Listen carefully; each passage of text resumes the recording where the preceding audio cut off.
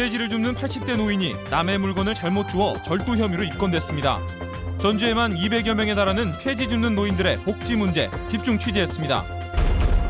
국민의당이 전정희 의원과 임정엽 전 군수의 영입을 추진하고 있습니다. 인물면에서도 더민주당과 대결 국면이 뚜렷해지고 있습니다. 초등학교 교사 합격자들의 임용이 지연되고 있습니다. 학생 수 감소에 따른 교사 정원 감소에 여파합니다. 여러분 안녕하십니까? 전북권 뉴스입니다. 참으로 안타까운 사연입니다. 폐지를 줍는 80대 할머니가 경찰에 붙잡혔습니다. 안에 유모차가 들어있는 줄도 모르고 택배 상자를 폐지라고 주운 겁니다. 노인층 빈곤도 서러운 일인데 현행법조차 이 딱한 사연을 외면했습니다. 먼저 김하연 기자가 보도합니다. 한 할머니가 편의점 앞으로 걸어오더니 종이 상자를 손수레에 싣고 사라집니다. 할머니는 얼마 후 이 상자를 폐지와 함께 고물상에 처분합니다. 그런데 이 종이 상자에는 50만 원 상당의 유모차가 들어있었습니다. 편의점에서 택배를 보내려고 고객이 맡겨놓은 것을 할머니가 들고 간 겁니다. 이 일로 경찰에 입건된 86살 유모 할머니. 경찰은 할머니가 폐지로 착각했을 가능성이 큰 것으로 보고 있지만 다른 사람의 물건을 가져갔기 때문에 절도 혐의 적용은 어쩔 수 없다는 입장입니다. 고물상에 처분했던 가격도 그 폐지 가격인 2,000원 정도 받은 걸로 봐가지고 할머니가 폐지로 판단하고 파는 것이 아닌지. 결국 할머니는 한 달 벌이의 몇 배에 달하는 돈을 합의금으로 물어줬고 형사 입건까지 돼 기소될 처지에 놓였습니다. 폐지를 줍는 노인들이 마주하는 크고 작은 어려움은 비단 유 할머니뿐만이 아닙니다. 폐지 주워갖고 하루 돈 몇천 원씩 들어. 그래도 해야지. 뭐 대학교에 한 번씩 가면 약값이 뭐 엄청 나 가시겠다고 소득자도 아니고요. 한 달 내내 버는 돈은 3만 원에서 5만 원에 불과하지만 노인들끼리 경쟁이 심해 다툼이나 폭력에 휘말리는가 하면 민원 대상이 되기도 합니다.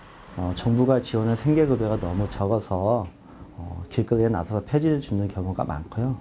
실제로 수급자가 아니신 어르신들도 실질적 빈곤에 처해 있기 때문에 힘겨운 생계 잇기와 결국 사법 처리까지 내몰린 노인들. 부양받아야 할 세대가 처한 현실입니다. MBC 뉴스 김하연입니다.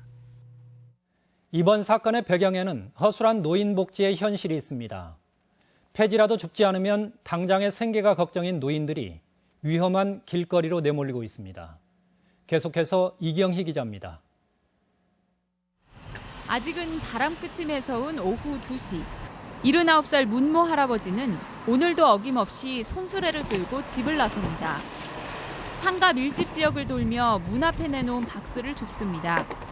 인도가 비좁아 차도로 내려설 때면 차들과 뒤엉키는 아찔한 순간도 벌어집니다. 횡단보도 차가 막 들어갈 때가 있어요. 그때가 좀 위험하더라고. 이렇게 매일매일 수레 한가득 폐지를 수집하는 문 할아버지. 한 달에 버는 돈은 5에서 10만 원 정도에 불과합니다. 1kg당 80원 하던 폐지값도 최근엔 60원대까지 떨어졌습니다. 동갑인 부부가 10년째 함께 폐지를 줍는데 할머니는 무릎 통증이 심해져 집에 있는 날이 많아졌습니다. 평생을 살아온 낡은 집 한 채가 있고 연락이 거의 되지 않는 아들이 있다는 이유로 기초수급 대상자도 아닌데 손자 3명까지 돌봐야 합니다. 일자리를 구하기 힘든 노인에게 가장 손쉬운 게 폐지를 줍는 일이었습니다. 몸이 안 좋으니까 누가 시키들 안 해. 젊은 사람들 시키지. 집에도 그런 게 할 거 있어. 쓰레기다 주다가 모아서 팔아야지. 전주시가 조사해봤더니 이렇게 폐지를 주워 생활하는 노인이 228명으로 집계됐습니다. 60대는 30명이었고 나머지는 노인 일자리조차 구하기 힘든 7, 80대가 대부분을 차지했습니다. 기초생활수급자뿐만 아니라 차상위 계층이나 지원 대상이 아닌 노인도 많았습니다.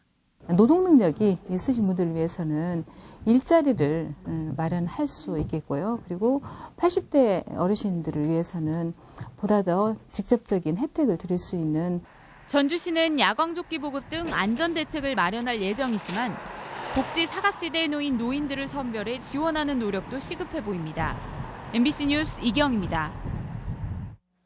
국민의당이 더불어민주당 공천에서 탈락한 전정희 의원 영입까지 시사했습니다. 두 당의 도내 총선 전면전이 불가피할 전망입니다. 고차원 기자의 보도입니다. 더불어민주당 1차 컷오프 대상자인 전정희 의원은 오늘 국회에서 기자회견을 열고 탈당을 선언했습니다. 전 의원은 더민주당이 자신을 희생양 삼아 전략공천을 추진하고 있다고 강력 비난한 뒤 출마하겠다는 의사를 밝혔습니다. 결국 확인 사살 받을래, 그냥 수용할래, 둘 중에 하나를 선택하라는 겁니다. 이게 과연 공당의 모습인지 아연했습니다. 때맞춰 국민의당 인사들도 전북 도의회에서 기자회견을 열고 전정희 의원에 대한 영입 의사가 있음을 밝혔습니다. 저희 당에 오셔서 도움이 될 것인지 아니면 경선에서 많은 관심을 불러일으킬 수 있는 방법이 될 수도 있을 것인지에 관해서 국민의당은 임정엽 전 완주군수에 대한 영입도 진행하고 있습니다. 국민의당 관계자는 임 전 군수에게 영입을 권유한 상태라고 단정적으로 밝혔습니다. 민주당 소속으로 민선 5기 완주군수를 지낸 임정엽 전 군수는 2년 전 민선 6기 선거에서는 민주당을 탈당했고 이후 더민주당 측과도 정치적 관계가 단절된 상황입니다. 국민의당의 이 같은 인물 영입 시도는 이번 선거를 더불어민주당과 인물군에서부터 전면적인 경쟁과 대결 구도로 가겠다는 입장을 분명히 한 것으로 해석됩니다. 이 때문에 더민주당과 국민의당 간에는 이번 총선의 승패와 결과를 떠나 상당 부분 후유증과 생채기를 남길 가능성도 제기되고 있습니다. MBC 뉴스 고차원입니다.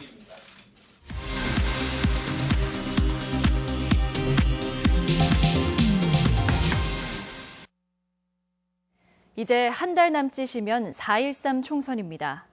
오늘부터 도내 10개 선거구 입지자들과 공천을 전망해봅니다. 첫 번째 순서로 전주 덕진에서 이름이 바뀌는 전주병입니다. 박찬익 기자입니다. 전주 덕진에서는 새누리당에서 양현섭 민주평통자문위원이 후보로 나섰습니다. 더불어민주당에서는 재선에 도전하는 김성주 의원과 성은순 금성장례식장 대표가 출사표를 던졌습니다. 국민의당은 김건식 경남대 교수와 정동영 전 통일부 장관이 일전을 준비하고 있습니다. 정동영 전 장관의 정계 복귀로 전국적인 관심 지역으로 떠오르면서 전주 덕진의 표심은 벌써부터 정 전 장관의 출마에 대한 찬반으로 갈려 있습니다. 여기는 호남 아닙니까? 정동영 그분도 참 잘하잖아요. 덕진이면 무조건 너무 좀 쉽게 보는 것 같아요. 전주 시민을. 더민주당은 국민연금공단 등 지역 현안을 챙겨온 김성주 의원이나 바닥 민심을 겨냥한 성은순 대표 등 지역 밀착성을 강점으로 내세우고 있습니다. 이에 맞서 국민의당은 정동영 전 장관의 인지도와 영향력, 그리고 김건식 교수의 전문성 등으로 강력하게 도전하는 모양새입니다.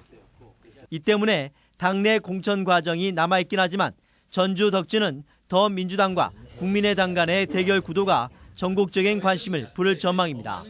후보들은 서로 각 당의 우세를 주장하는 가운데 더민주당과 국민의당의 전주 덕진 선거전은 도내 전체 구도는 물론 전국적인 기선 다툼의 바로미터가 될 가능성이 높습니다. MBC 뉴스 박찬익입니다. 더불어민주당 전북도당은 오는 4월에 치러지는 익산시장 재선거에 나설 후보를 권리당원 전화조사 30%와 국민 여론조사 70%를 합산해 결정하기로 했습니다.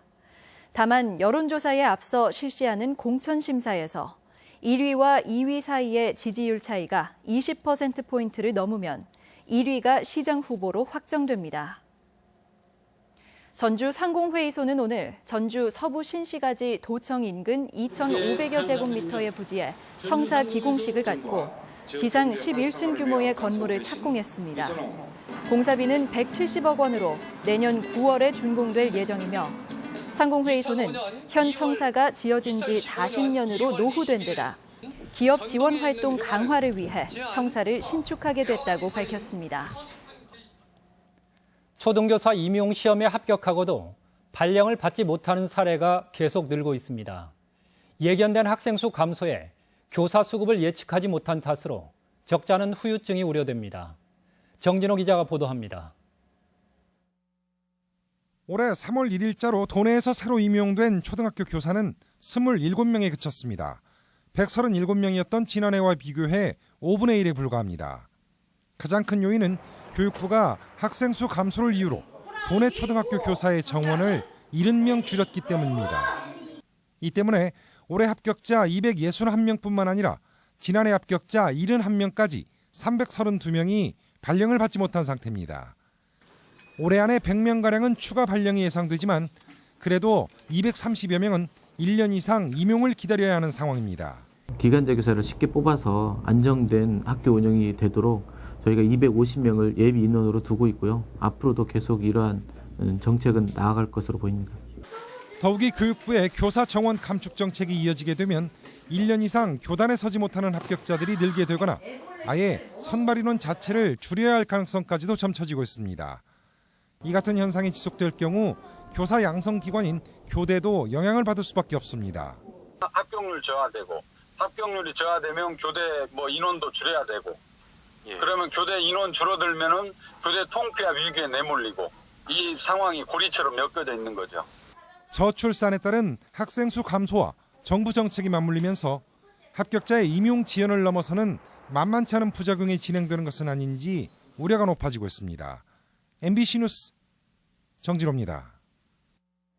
전북대학교는 오늘 오후 삼성문화회관에서 학사과정 4,100여 명과 석박사과정 1,400여 명 등 5,500여 명의 신입생을 대상으로 입학식을 가졌습니다. 군산대도 오늘 오전 입학식에서 학사과정 1,800여 명을 포함해 2,100여 명의 입학을 허가하고 학사 일정에 들어가는 등 새학기 도내 대학들의 입학식이 잇따랐습니다. 전라북도는 작년 3월부터 5월까지 691건의 화재가 발생해 사망 5명 포함 25명의 인명피해가 발생했다고 밝혔습니다. 이는 재작년 같은 기간에 비해 발생 건수 기준 52%가 증가한 것으로 소방당국은 해마다 봄철 화재가 증가하고 있다며 화재 예방에 주의를 당부했습니다. 계속해서 오늘의 간추린 소식입니다. 임실군 오수면에 관람석 500석 규모의 양궁 경기장이 건립됩니다. 양궁 경기장은 내년 말 완공될 예정이며 전북체육계는 박성현 선수의 이름을 경기장 명칭으로 사용하기를 바라고 있습니다. 국립전주박물관이 3월부터 10월까지 매주 토요일 폐관 시간을 오후 9시로 3시간 연장합니다. 야간 개장 시간에는 가족영화 상영과 지역 공연단의 문화 행사 등 다양한 볼거리가 제공됩니다. 출산에 따른 복지 혜택을 한 곳에서 모두 신청할 수 있게 됐습니다. 지금까지 따로 신청하던 양육수당이나 출산지원금 등을 다음 달부터는 주민센터에서 통합 신청할 수 있는 행복출산 원스톱 서비스가 시행됩니다.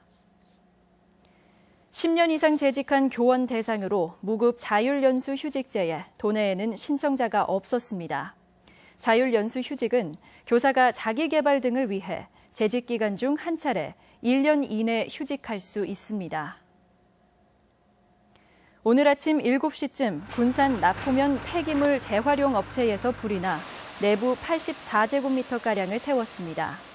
현장에서는 화학성 폐기물이 타면서 많은 연기가 발생했습니다. 지금까지 전북권 뉴스였습니다.